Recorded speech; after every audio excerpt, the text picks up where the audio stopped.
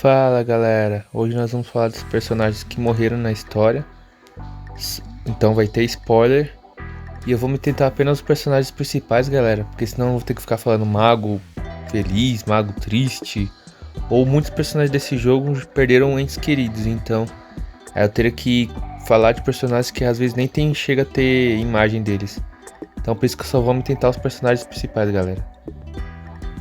E vou tentar fazer uma ordem cronológica para você facilitar quem for ver a história. Então, já avisados, bora pro vídeo.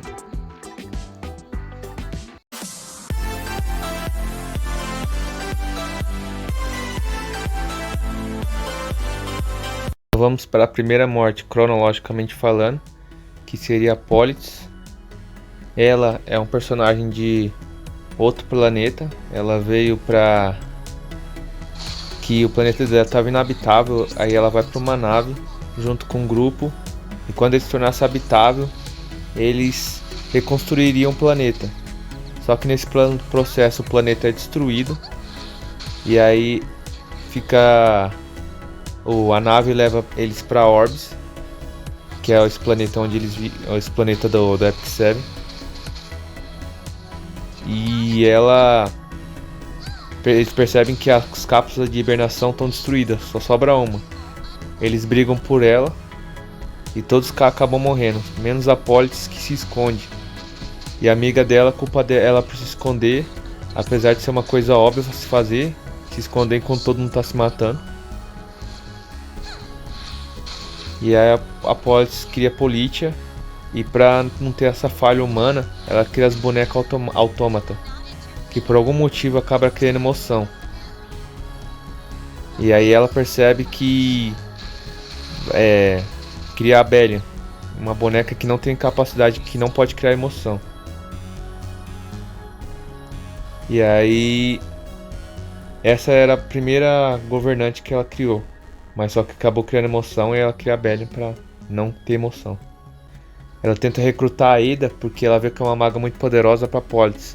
Ela tenta usar a diplomacia, só que não dá certo. Aí a Bellion tenta recrutar a força, e a Ada acaba virando aliada de um país rival. E a Bellion, percebendo que poderia ser um problema para Politz, tenta destruir esse país. Aí a Politz, vendo o erro que ela fez, ela vai tentar proteger e acaba morrendo no processo.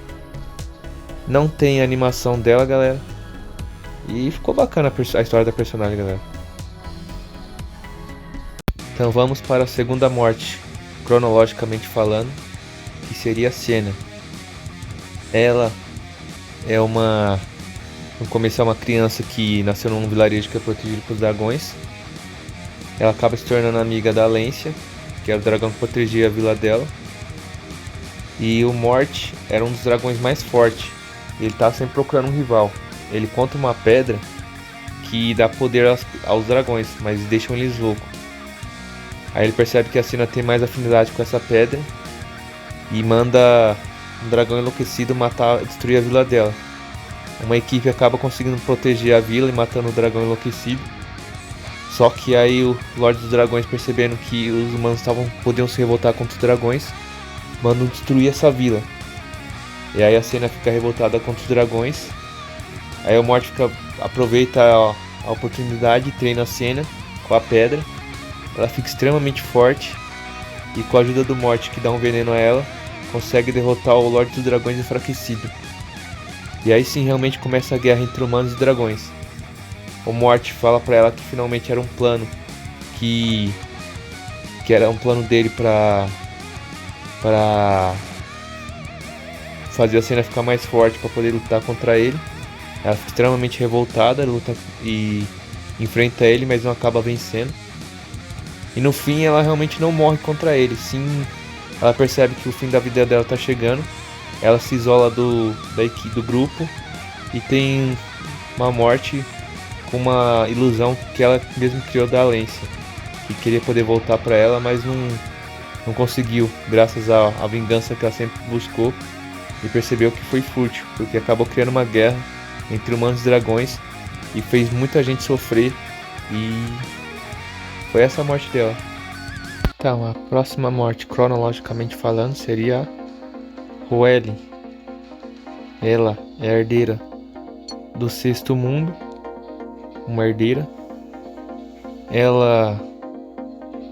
Seu passatempo é vender biscoito que faz adivinhação. No começo você realmente não pega afinidade com ela, porque ela morre bem rápido. Até mostra que parece que o Haas tem algum sentimento por ela, mas não chega a ser muita coisa não. Não passa de amizade por enquanto, porque realmente não teve nenhum destaque assim pra falar que seja um romance. Ela não tem muito o que falar, porque ela morre bem rápido mesmo. Chega a ter uma história paralela com a Kissy e ela, mas ainda assim foi bem curta. Só dá pra perceber que ela é uma pessoa bem animada. E ela tem até a animação na morte dela. Depois eu vou mostrar a animação da morte dela junto com os personagens como morrer junto com ela. Então, próximo a morrer seria a Kissy, ou Juíza Kissy, que é a mesma personagem. O que muda da Kissy para Juíza Kissy é que a Kissy era aqui quando ela era líder dos Noturnes. Ela perdeu o amado, que é o rei de Taranor. Ela gostava dele, e aí ela teve que escolher. Ele teve que escolher o reino dele. E aí ela teve que ficar com os Noturnes, né? Aí ela acaba redirecionando todo o seu amor pro Ludwig. E fica sendo como se fosse uma mãe super protetora. E você pode perceber que a Kissy e a Juíza Kissy são a mesma, porque o Ludwig, ele ama a Juíza Kissy, porque é a mesma personagem. Que é a Kissy depois de se transformar herdeira da aliança. É a mesma coisa do Bashar e o ML Bashar, galera. São o mesmo personagem.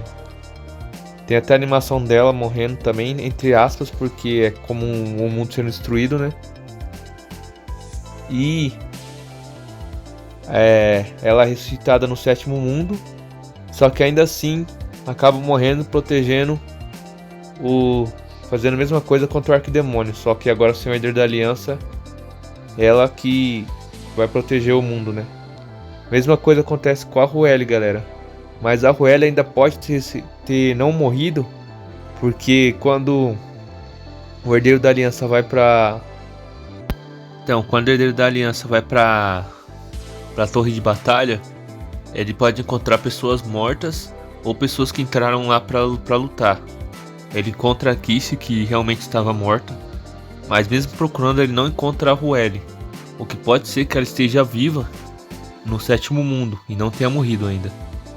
Mas ainda vamos ver o que vai acontecer na história. Por enquanto ela está desaparecida.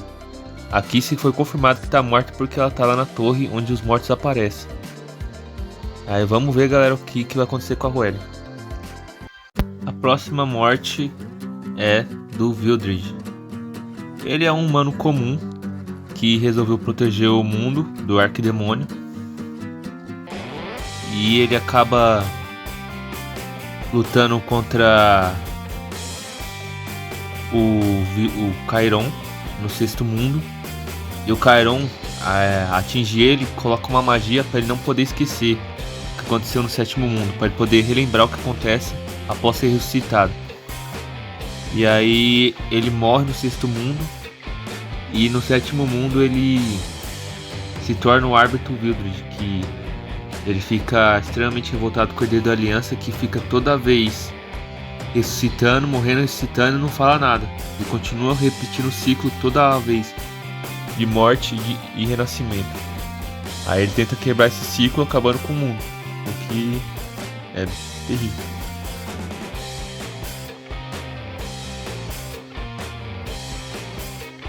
Ele também, que foi contado recentemente, ele possui a espada do verão, que é uma espada extremamente forte, só que só foi contada agora nesse quarto mundo. E o próximo e último a morrer no Sexto Mundo seria o Haas. Ele morre tentando proteger o mundo, como sempre fez, e é renascido no Sétimo Mundo. E aí continua a história, né, galera? Não vou falar muito especificamente do Haas, porque ele é o herói principal da história.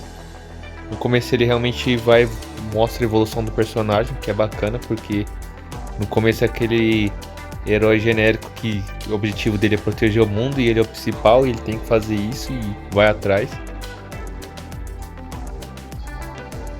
E a história dele é bacana, galera. E aí depois ele se torna o Raso Aventureiro, né? Que aí é a evolução do Raso. Mas eu vou deixar vocês verem a história porque basicamente não tem muito que ficar spoilando sobre o Raso, né? E agora, galera, vou deixar o vídeo por aqui porque senão ele vai ficar muito longo. Aí o próximo vídeo vai ser os heróis que morreram no Sétimo Mundo. Então falou, galera. Até o próximo vídeo. Fui. Fiquem aí com a animação das mortes dos personagens que eu mostrei.